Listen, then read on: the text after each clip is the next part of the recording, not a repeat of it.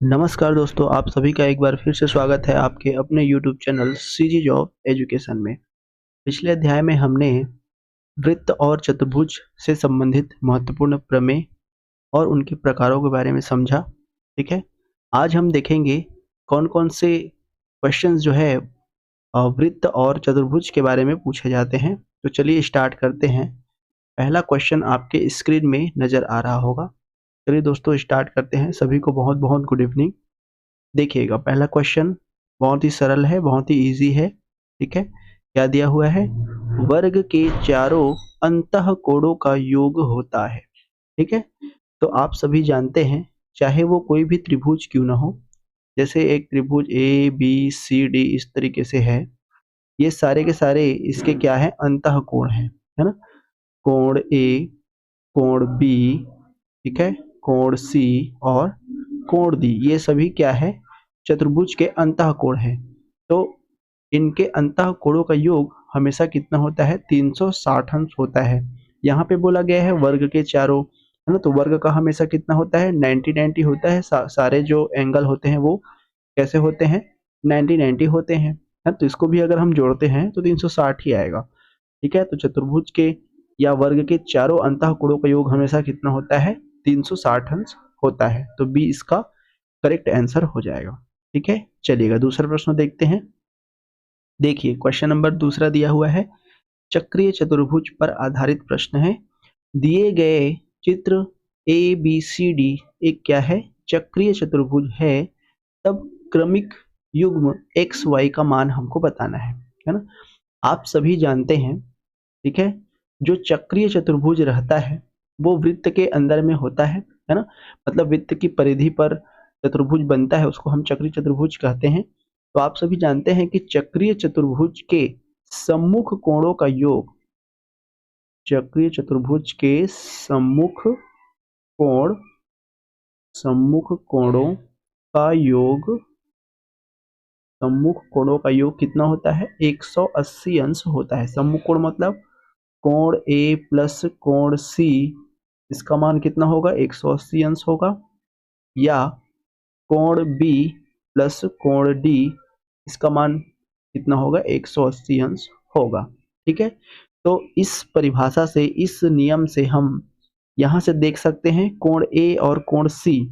तो कोण ए हमारा दिया हुआ है 3y माइनस 5, ठीक है? प्लस कोण सी हमारा क्या दिया हुआ है? 7x plus 5।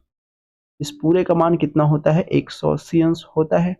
अब देखिए यहाँ से 5 और ये 5 प्लस और माइनस में है, कैंसिल हो जाएगा। तो यहाँ से हो जाएगा ये 7x प्लस 3y इक्वल 180। मान लेते हैं इसको समीकरण पहला, ठीक है? अब दूसरा दिया हुआ है कोण बी और कोण डी के लिए। कोण बी और कोण डी को यदि हम जोड़ते हैं तो 4x प्लस 4y प्लस 20 बराबर 180 अंश, ठीक है? यहाँ से 4x plus 4y, 4x plus 4y कितना हो जाएगा? यहाँ से 4x प्लस 4y, 20 को इधर पक्ष अंदर करेंगे तो 180 में 20 को घटा दीजिएगा, कितना आएगा? 160 आएगा। तो यहाँ से x प्लस वाई बराबर कितना आ जाएगा? 4 दोनों में कॉमन है तो इसके साथ भाग कर देंगे तो 4 चौक 16 यानी 40 आ गया, ठीक है? अब इसमें क्या करेंगे? दोनों पक्ष में 7 का गुणा कर देते हैं तो ये हो जाएगा 7x प्लस 7y इक्वल 7 चौक 28, 280। अब इसको मान लेते हैं समीकरण दूसरा। अब देखिए ये पहला समीकरण है, ये हमारा दूसरा समीकरण है, दोनों को हम घटा देते हैं। मतलब समीकरण 2 में समीकरण 1 को घटा देते हैं, ठीक है? समीकरण 2 में समीकरण 1 को क्या करते हैं? घटा देते हैं। तो घटाएंगे तो यहाँ से हो जाएगा ये 7x प्लस 7y इक्वल 280, है ना? यहाँ से 7x प्लस 3y इक्वल 180। समीकरण 1 और 2 को घटा देंगे तो घटाएंगे तो ये माइनस ये भी माइनस, ये दोनों तो आपस में कैंसिल हो जाएगा। तो यहाँ से 7y माइनस 3y करेंगे तो कितना होगा? 4y। 4y बराबर 280 में 180 घटाएंगे तो 100, यानी यहाँ से y बराबर कितना मिल जाएगा? y बराबर मिल जाएगा 100/4 यानी 25, ठीक है? तो y का मान मेरा कितना मिल गया 25। y बराबर कितना मिल गया मुझे 25 मिल गया। देख लीजिएगा, तो पहला x और y का क्रमिक युग्म पूछा था, तो एक 25 मिल गया, तो हम ऑप्शन नंबर ए आसानी से बता सकते हैं, क्योंकि दूसरा वाला 25 हमको मिल गया तो पहला वाला 15 होगा। अगर आप चाहते हैं कि पहला वाला भी निकले तो y का मान क्या करेंगे, समीकरण 1 में रख देंगे, तो x का मान 15 जो है निकल करके आ जाएगा। ठीक है, तो इस तरीके से बनाएंगे।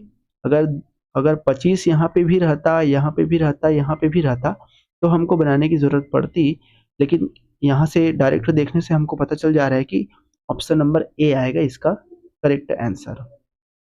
ठीक है दोस्तों, इस तरीके से बनाएंगे। चलिएगा आगे देखते हैं क्वेश्चन नंबर तीसरा। देखिएगा, तीसरा क्वेश्चन हमारा दिया हुआ है, समांतर चतुर्भुज ए बी सी डी के विकर्ण ए सी और बी डी एक दूसरे को बिंदु O पर प्रतिच्छेद करते हैं।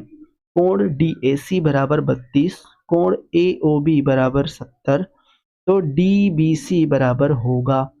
ठीक है, सबसे पहले तो हमको चित्र बनानी पड़ेगी। समांतर चतुर्भुज बोला है ना। समांतर चतुर्भुज कैसे बनता है, इस तरीके से बनता है, ये ऐसे। ठीक है, इसको मिला देते हैं, इस तरीके से हो जाएगा। इसको नाम दे देते हैं A B C और D। ठीक है, विकर्ण AC और BD, इसके दो विकर्ण होते हैं, AC और BD, दो विकर्ण यहाँ पे बना ली। इसको खींच देते हैं इस तरीके से। ठीक है, क्या दिया हुआ है, उसके बाद बिंदु O पर प्रतिच्छेद करते हैं। यहाँ पे प्रतिच्छेद कर रहा है, इसका मान कितना है, बिंदु O है, इसका नाम दे दिए O। यदि DAC कोण DAC कोण DAC यहाँ का मान कितना दिया है, 32 दिया है। AOB बराबर 70 दिया है। AOB बराबर 70 दिया है, मतलब यहाँ का मान हमको क्या दिया है, 70 दिया है। यहाँ का 32, यहाँ का 70। ठीक है, तो DBC बराबर होगा DBC, यानी इसका वैल्यू अपने को निकालना है x, मतलब इसका मान कितना होगा ये अपने को निकालना है। तो ये हम चित्र बना लिए। ठीक है, अब जरा देखिएगा, अब यहाँ पे ध्यान दीजिए, ये अगर 70 है तो इसके संगत कोण ये भी हमारा कितना होगा, 70 होगा। ठीक है, अब यहाँ पे देखिए, मैं दूसरा कलर यूज कर रहा हूँ, आपको अच्छे से समझ में आएगा। यहाँ पे देखिए, ये वाला एक भुजा है। ठीक है, ये इसके साथ मिल करके इधर इधर आगे जा रहा है, देखिए ऐसे पूरा यहाँ तक, और फिर ये ऊपर की तरफ ऐसे जा रहा है। ठीक है, ये बताने का मेरा उद्देश्य ये था कि ये देखिए यहाँ पे एक कोण बन रहा है 32 अंश, तो जस्ट इसके एकांतर में यहाँ पे कोण बनेगा, तो इसका मान भी कितना होगा, 32 होगा। जब ये 32 है तो ये भी हमारा क्या होगा, 32 होगा, एकांतर कोण है ना।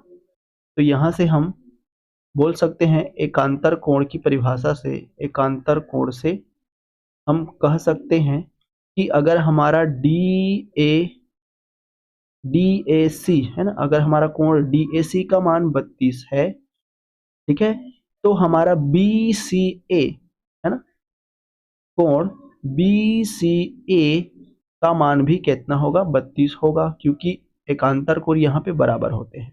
ठीक है, समझ में आ गई ये चीज आपको समझ में आ गई। ठीक है, अब देखिए एक और। ठीक है, एक और देखिए, फिर से दूसरा कलर यूज कर रहा हूं मैं। यहाँ पे देखिए, इस वाले पूरे लकीर में, ठीक है, ये वाला पूरा लकीर या इसको बोलेंगे विकर्ण, इस वाले पूरे विकर्ण में देखिए, यहाँ का मान कितना है, 70 है ना। यहाँ का मान कितना है, 70 है। अब आप जानते हैं विकर्ण है ना सीधा है इस तरीके से, तो ये वाला हमारा 70 बना रहा है, ये वाला हमारा 70 बना रहा है, तो पूरा इतने का मान, पूरा पूरा एक सीधी लकीर का मान हमारा कितना होता है, 180 अंश होता है। मतलब इस तरीके से लकीर अगर बनाता है, जिसमें जिसमें मुझे इस तरीके से एक मान दे दिया है 70 है ना, इस तरीके से एक मान मेरे को दे दिया है 70। ठीक है, तो इस पूरे का मान 180 होता है, तो इधर वाले पोर्शन का मान मैं निकाल सकता हूँ। कैसे निकालूंगा, इस पूरे में मतलब 180 में यदि मैं 70 को माइनस करता हूं तो जो बचा हुआ वैल्यू है वो मिल जाएगा। तो कितना मिलेगा? 110 अंश। तो इसका मान कितना हो गया? 110 अंश हो गया। ठीक है, इसका मान कितना हो गया? 110 अंश। अब चित्र को देखिए, अब ये वाला कोण मेरे को 110 मिल गया, ये 32 मिल गया, इसका वैल्यू हमको निकालना है। अब देखिए ये त्रिभुज बना रहा है हमारा, कौन सा त्रिभुज? O B C. ठीक है, एक त्रिभुज बना रहा है ओ बी सी, मतलब यहां से लेकर के ये वाला त्रिभुज। ठीक है, इसमें एक वैल्यू दिया है 110 अंश, दूसरा वैल्यू दिया है 32 और तीसरा वैल्यू दिया है, तीसरा कोण दिया है x। ठीक है, और हम जानते हैं कि त्रिभुज के तीनों अंतः कोणों का योग कितना होता है? 180 अंश होता है। अब डायरेक्ट यहाँ से कर दीजिए, तो 110 में 132 को जोड़ेंगे तो कितना हो जाएगा? 142 हो जाएगा, प्लस x बराबर 180 अंश। तो x बराबर कितना हो जाएगा? 180 में अपन क्या करेंगे? 142 को घटा देंगे। तो 10 में 2 घटाएंगे तो 8 आ गया। ठीक है, उसके बाद 8 में 5 घटाएंगे तो 3 आ गया और ये कट गया। मतलब x की वैल्यू कितनी आ गई यहाँ पे? 38 डिग्री। कितनी आ गई x की वैल्यू? 38 डिग्री। देख लीजिए, बी ऑप्शन आपका नजर आ रहा होगा। बहुत ही सरल रहता है, ऐसे प्रश्न बनाना बिल्कुल सरल है, बिल्कुल आसान है। बस आपको टर्म समझनी है, चित्र क्या कहता है ये आपको जानना है। अगर चित्र अच्छे से बना लिए है ना, प्रश्न में आपको चित्र भी दे दिया जाता है कई बार, अगर नहीं दिया है तो आपको चित्र को अच्छे से बनाना है। अगर चित्र अच्छे से बना लिए, उसके अंदर की टर्मिनोलॉजी आप समझ गए, क्या नियम कहता है, कौन सा चतुर्भुज है, उसका नियम क्या कहता है, अगर ये समझ गए तो आसानी से जो है क्वेश्चन का आंसर निकल करके आ जाता है। चलिएगा आगे देखते हैं, क्वेश्चन नंबर चौथा। देखिएगा क्वेश्चन नंबर चौथा क्या बोला है? ए बी सी डी एक सम चतुर्भुज है ना। अब सम चतुर्भुज बोला है, तो सम चतुर्भुज में क्या होता है? सभी भुजाएं समान होती है और चित्र हमारा इस तरीके से ऐसे बनता है। ठीक है, थोड़ा सा टेढ़ा मेढ़ा हो जा रहा है, कोई दिक्कत नहीं, आप लोग समझ जाइएगा। ए बी सी और डी सभी भुजाएं क्या होती है? इसकी बराबर होती है। विकर्ण अलग अलग होते हैं लेकिन भुजाएं क्या होती है? बराबर होती है। ये मैंने विकर्ण बना दिया यहाँ पे। इसके विकर्ण जो होते हैं वो एक दूसरे को जो है 90 अंश पर प्रतिच्छेद करते हैं। मतलब इसके बीच का जो कोण होता है ना, इसके ये जो कोण बनते हैं प्रतिच्छेद बिंदु पर, वो सभी कैसे होते हैं? 90 अंश के होते हैं। इसको हम समचतुर्भुज कहते हैं। ठीक है, तो हमको यहाँ से क्या क्या चीजें दी गई है? हमको दिया गया है ए सी बी, मतलब ये वाला हमको कोण दिया गया है 30 अंश। ठीक है, तो हमको निकालना है ए डी बी, मतलब ये वाला कोण हमको क्या करना है? फाइंड आउट करनी है। ठीक है, अब देखिए, यहां से दूसरा कलर यूज कर रहा हूं, है ना। अब देखिए यहां से फिर से अब एक हमारा संगत कोण बन रहा है। कैसा? ये वाला और ये विकर्ण से होते हुए इस तरीके से, है ना, ये हमारा संगत कोण बन रहा है। ठीक है, संगत कोण हमारा बन रहा है, तो ये हमारा कितना है? 30 दिया है, तो ये भी हमारा क्या होगा? 30 होगा, है ना भाई। ये भी हमारा क्या होगा? 30 होगा। अब मैंने बताया कि यहाँ पे कितने अंश का कोण बनता है? 90 अंश का। ठीक है, तो इस त्रिभुज में अगर हम देखें, इसको ओ मान लेते हैं, तो त्रिभुज ओ डी ए में, ठीक है, त्रिभुज ओ डी ए में, मतलब इस वाले त्रिभुज में अगर हम देखेंगे तो ये वाला कोण हमको फाइंड आउट करना है। मतलब बी डी ए, है ना, कोण बी डी ए, या इसको बी डी ए बोल सकते हैं या कोण ओ डी ए भी बोल सकते हैं। जो बीच में रहता है वो कोण को डिनोट करता है। ठीक है, इसमें अगर हम देखते हैं इस कोण के लिए, इस त्रिभुज में अगर हम देखते हैं पूरा, इस त्रिभुज में अगर हम देखें तो कोण डी प्लस कोण ए प्लस कोण ओ, यानी त्रिभुज के तीनों अंतः कोणों का योग कितना होता है? 180 अंश। कोण डी का मान हमको निकालना है। ठीक है, कोण डी, या इसको आप कह सकते हैं ए डी बी। ठीक है, इसको आप कह सकते हैं ए डी बी प्लस कोण ए, यानी ये वाला कोण हमको 30 अंश दिया हुआ है। ठीक है, ये वाला कोण हमको कितना दिया हुआ है? 30 अंश दिया हुआ है, प्लस कोण ओ, ये वाला कोण, है ना, ये हमारे पास कितना है? 90 अंश है। क्योंकि समचतुर्भुज के जो विकर्ण होते हैं वो एक दूसरे पे लंबवत होते हैं, और जो लंबवत होते हैं वो 90 अंश का कोण बनाते हैं। पूरे का मान हमारा कितना दिया है? 180 अंश दिया हुआ है। जोड़ दीजिएगा इसको, तो कोण ए डी बी प्लस 9 3 कितना हो जाएगा, ये 12 यानी 120 बराबर हो जाएगा 180। तो यहाँ से कोण ए डी बी, ठीक है, कोण ए डी बी का मान हमारा कितना हो जाएगा 180 माइनस 120 यानी कितना आ जाएगा 60 अंश आ जाएगा। देख लीजिए सी ऑप्शन आपका आ रहा है, तो सी हमारा क्या हो जाएगा, करेक्ट आंसर हो जाएगा। ठीक है दोस्तों, चलिए आगे देखते हैं। ये हो गया क्वेश्चन नंबर 4। इसके बाद देखते हैं क्वेश्चन नंबर 5। ये वृत्त का क्वेश्चन आ गया। अब देखिए चित्र में क्या दिया हुआ है, वृत्त का केंद्र O है, यदि कोण POQ 40 अंश तो कोण OPQ की माप होगी। POQ मतलब केंद्र पर हमारा 40 अंश का कोण बन रहा है, तो हमको बताना है ये वाला कोण जो है कितना होगा। ठीक है, अब देखिए इसको कुछ लिखने की जरूरत नहीं है, बस चित्र के द्वारा ही मैं समझा देता हूँ, है ना, कैसे आएगा, डायरेक्ट है ये, कुछ करने की जरूरत नहीं है, कॉपी पेन के भी यूज नहीं पड़ती है। कैसे बनाते हैं देखिएगा। अब देखिए O से लेकर के P तक का मतलब ये पूरा मान, ये क्या कहलाता है, वृत्त की त्रिज्या। केंद्र से लेकर परिधि तक के बीच की दूरी, है ना, बीच की लंबवत दूरी या बीच की जो रेखा होती है वो हमारी त्रिज्या कहलाती है। इसी तरीके से ये वाला O से लेकर Q तक, ये भी हमारी त्रिज्या ही है। O से लेकर P तक भी हमारी त्रिज्या है और O से लेकर Q तक भी हमारी क्या है, त्रिज्या है। ठीक है, ये समझ में आ गया। मतलब ये वाली जो भुजा है और ये वाली जो भुजा है वो दोनों बराबर होंगे, है ना भाई। यहाँ पे एक त्रिभुज बन रहा है इस तरीके से।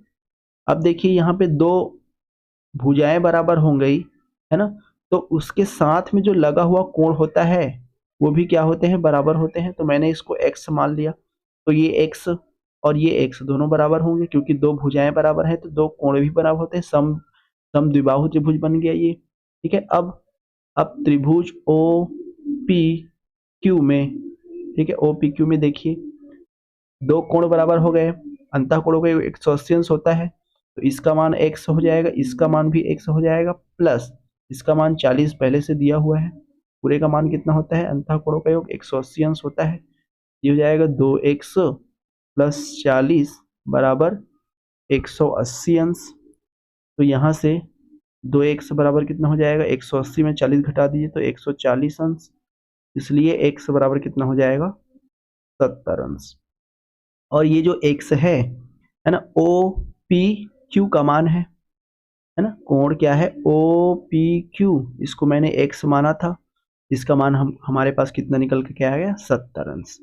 ठीक है, तो इसलिए इसका मान हो जाएगा 70 अंश, ऑप्शन नंबर सी। देख लीजिए, ठीक है, कुछ करने की जरूरत नहीं पड़ता, डायरेक्ट आप बिना कॉपी पेन के भी सरल कर सकते थे। ये x 2x कर दिए, 40 को जो है घटा दिए 180 में तो 140 आ गया, 140 को 2x है तो बटे 2 कर दीजिए तो 70 आ गया। तो डायरेक्ट आप इस तरीके से निकाल सकते हैं, है ना।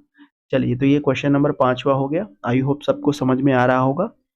कोई भी नहीं समझ में आता तो बिल्कुल आप लोग कमेंट करके जो है कमेंट सेक्शन में अपना राय दे सकते हैं। क्लास अगर अच्छा लगे तो बिल्कुल लाइक भी करिए और कमेंट भी करिए अगर अच्छा लगता है तो। चलिएगा आगे देखते हैं क्वेश्चन नंबर 6। देखिए चित्र में O वृत्त का केंद्र है, यदि कोण DFE, है ना, DFE इसका मान हमको दिया है 40, तो ODF मतलब ये वाला एंगल हमको बताना है कि कितना होगा। ठीक है, अब देखिए इसको क्या करिए आप, O से लेकर के F तक एक जो है हम इस तरीके से मिला देते हैं। O से लेकर के F तक मिलाए तो ये वाला जो कोण बन रहा है ये एक इसके क्या हो जाएगा, समद्विभाजक हो जाएगा। मतलब इसको दो भागों में बांट रहा है, कोण F को दो भागों में बांट रहा है। इस तरीके से हम इसको यहाँ पे क्या कर दिए, समद्विभाजक कर दिए। ठीक है, अब देखिए यहाँ से, अब देखिए इसको जब दो भागों में बांट रहा है तो इस पूरे का मान हमारा कितना है, 40 अंश है। तो अगर केवल इतने का मान मैं देखूं तो 20 अंश हो जाएगा, और केवल इतने का मैं अगर मान देखूं तो इसका भी क्या हो जाएगा, 20 अंश हो जाएगा। ठीक है, इतने का मान भी क्या हो जाएगा, 20 अंश हो जाएगा। अब हमारा इस तरीके से एक कोण बन रहा है, समद्विभाजक करने के बाद ये O है, ये F है और ये D है। इसका वैल्यू अपने को निकालना है। ये हम कितना मान लिए अभी 20 डिग्री, क्योंकि दो भागों में बांट दिए तो ये 20 हो गया, टोटल 40 था तो ये 20 हो गया। ठीक है, ये कोण हमको नहीं पता है। ठीक है, ये वाला कोण अपने को अभी नहीं पता है। इस वाले कोण का जो है अपने को मान जो है निकालनी है ना। इस वाले का अपने को क्या करना है, मान जो है वैल्यू जो है निकालनी है। चलिएगा देखते हैं कैसे निकालेंगे। देखिए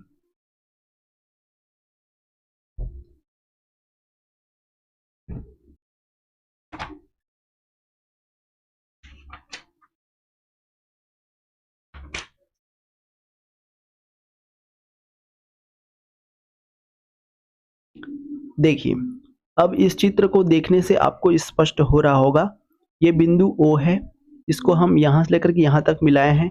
तो ये एक ये जो है त्रिभुज ये जो है त्रिज्या हो रही है, और ये भी हमारा क्या बन रहा है, त्रिज्या बन रहा है।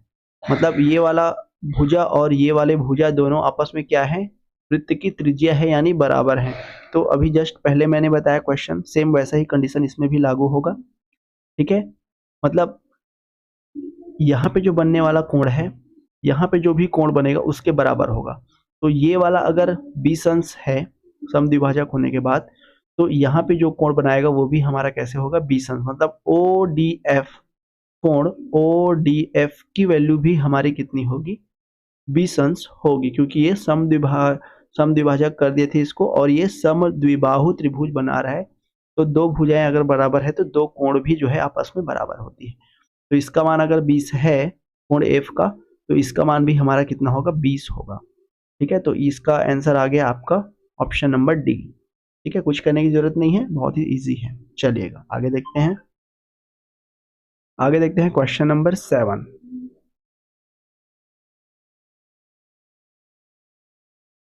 देखिए क्वेश्चन नंबर 7 क्या दिया है, निम्न चित्र में कोण ADB तथा कोण AOB क्रमशः है। ठीक है, अब देखिए यहाँ पे आपका प्रमेय लागू होता है। कैसे, मैंने एक प्रमेय बताया था कि किसी चाप द्वारा, है ना, एक तरफ बने सभी कोण, है ना, किसी चाप द्वारा परिधि पर एक तरफ बने सभी कोण क्या होते हैं, बराबर होते हैं। है ना, मतलब यहाँ पे जो भी कोण बनाएगा, इस बिंदु पे जो भी कोण बनाएगा, इधर कोण जो भी कोण बनाएगा, यहाँ पे जो भी कोण बनाएगा, सभी क्या होते हैं, बराबर होते हैं। तो अगर यहाँ पे ये 60 बना रहा है, यहाँ पे ये 60 बना रहा है, तो यहाँ पे भी ये कितना बनाएगा, 60 ही बनाएगा।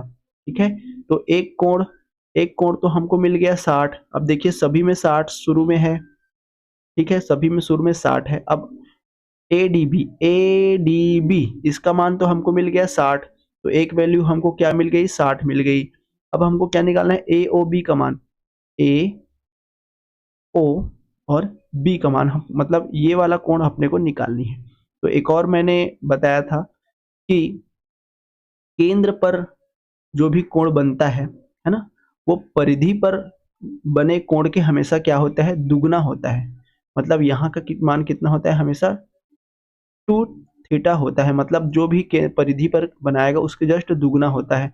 तो परिधि पर हमारा 60 अंश बना रहा है, तो केंद्र पर कितना बनाएगा, 120 अंश बनाएगा। तो डायरेक्ट आ गया यहाँ पे 60 और 120, तो कुछ करने की जरूरत नहीं है, डी ऑप्शन आपका डायरेक्ट निकल करके आ गया। अगर आपको प्रमेय पता है तो आप आसानी से समझ सकते हैं कि क्या इसका आंसर आने वाला है। ठीक है, चलिए आगे देखते हैं क्वेश्चन नंबर 8वां।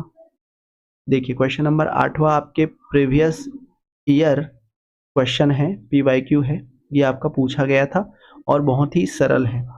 देखिए दिए गए चित्र में O क्या है, एक वृत्त का केंद्र है, और कोण AOC 120 अंश है, तो कोण BDC का मान हमको निकालना है। ठीक है, देखिए यहाँ पे हमारा 120 अंश दिया है, तो ये वाला कोण हम आसानी से बता सकते हैं कितना आएगा, इसका मान 60 अंश होगा, क्योंकि इस पूरे पूरे जो व्यास है ना, पूरे जो व्यास है इसका कोण जो है 120, पूरे का कोण हमारा 180 अंश होता है, तो इतना अगर 120 है तो इतना हमारा 60 अंश होगा। तो ये वाला कोण हम निकाल लिए 60 अंश। ठीक है, अब देखिए यहाँ से संगत कोण बन रहा है इस तरीके से, ये यहाँ पे इस तरीके से, और ये वाली और ऐसे, मतलब यहाँ पे भी हमारा कितना आ जाएगा, 60 अंश आ जाएगा। ठीक है, यहाँ पे भी हमारा कितना आ जाएगा, 60 अंश आ जाएगा। ठीक है, और इसको जब हम इन दोनों को सीधा मिला देते हैं, ठीक है, इन दोनों को जब हम सीधा मिलाएंगे यहाँ पे इस तरीके से, तो यहाँ पे देखिए कोण बन रहा है सीधा, है ना, सीधी रेखा वाला कोण, मतलब लंब लंब डाल दिए है ना, यहाँ से लेकर के यहाँ तक का, मतलब ये 90 अंश का बना रहा है। यहाँ पे कोण कितने अंश का बना रहा है, 90 अंश का बना रहा है, ठीक है। ये 90 हो गया और ये वाला 60 हो गया, तो बी डी सी का मान हम आसानी से निकाल सकते हैं। कोण बी डी सी का मान हम आसानी से निकाल सकते हैं। कितना आ जाएगा, मतलब पूरे 180 में ये 90 और ये 60, ठीक है, 90 प्लस 60, इसको हम जोड़ देंगे, ये हो जाएगा 180 माइनस 9 6 15 यानी 150। तो 180 में 150 घटा देंगे तो कितना आ जाएगा, 30 अंश। 30 अंश जो है आपका आ जाएगा, ठीक है। देख लीजिए कौन सा आ रहा है आपका, सी ऑप्शन आ रहा है, तो सी आपका क्या हो जाएगा, करेक्ट आंसर हो जाएगा। तो बहुत ही छोटे छोटे प्रश्न जो है आते हैं, कोई हार्ड वाली बात नहीं है, बस आपको शॉर्टकट तरीका ढूंढना है कि कैसे जो है आसानी से बन सकता है। चलिएगा आगे देखते हैं। चलिए आज का हमारा लास्ट क्वेश्चन देखते हैं, क्वेश्चन नंबर 9। देखिए क्वेश्चन नंबर 9 हमारा दिया हुआ है, समांतर चतुर्भुज ए बी सी डी में एक्स वाई और जेड का मान जो है ज्ञात कीजिए। बिल्कुल सरल है, ठीक है। सम्मुख कोण हमेशा क्या होते हैं, सम्मुख कोण हमेशा क्या होते हैं, समांतर चतुर्भुज के इनके कोणों का योग, मतलब ए प्लस कोण सी का योग हमेशा 180 अंश होता है, ठीक है। इसका और इसका योग हमेशा 180 अंश होगा, इसका और इसका मान हमेशा 180 अंश होगा। तो जैसे मैंने पहले क्वेश्चन में बताया था, सेम आपको क्या करना है, दोनों को तुलना करनी है और एक्स वाई जेड की वैल्यू आपको फाइंड करनी है। तो आई होप कि ये वाला क्वेश्चन आप लोग का बन जाएगा। इसे आप लोग होमवर्क समझिए और इसको बना करके कमेंट बॉक्स में क्वेश्चन नंबर 9 का आंसर इतना आएगा करके कमेंट करिएगा, ठीक है। तो इस तरीके से आपका ये वाला जो सेक्शन है, समतलीय आकृति वाला, वृत्त त्रिभुज और चतुर्भुज का सेक्शन आपका खत्म होता है। कल से अपन देखेंगे जो भी आपका क्षेत्रफल और आयतन वाला चैप्टर है उसको हम देखेंगे। उसके बाद सांख्यिकी वाला चैप्टर आपका लास्ट बच जाएगा। तो ये दोनों चैप्टर इस मंथ तक खत्म हो जाएगा। उसके बाद अपन विज्ञान का पोर्शन जो है स्टार्ट करेंगे, ठीक है। तो आज का ये छोटा सा सेशन अगर आप लोग को अच्छा लगा होगा तो बिल्कुल हमारे चैनल को सब्सक्राइब जरूर करिएगा। साथ ही साथ अगर वीडियो पसंद आई होगी तो वीडियो को लाइक भी करिएगा और अपना कमेंट भी जरूर दीजिएगा। धन्यवाद दोस्तों, आज के लिए बस इतना ही। मिलते हैं कल एक नए चैप्टर के साथ में, तब तक के लिए सभी को शुभ रात्रि।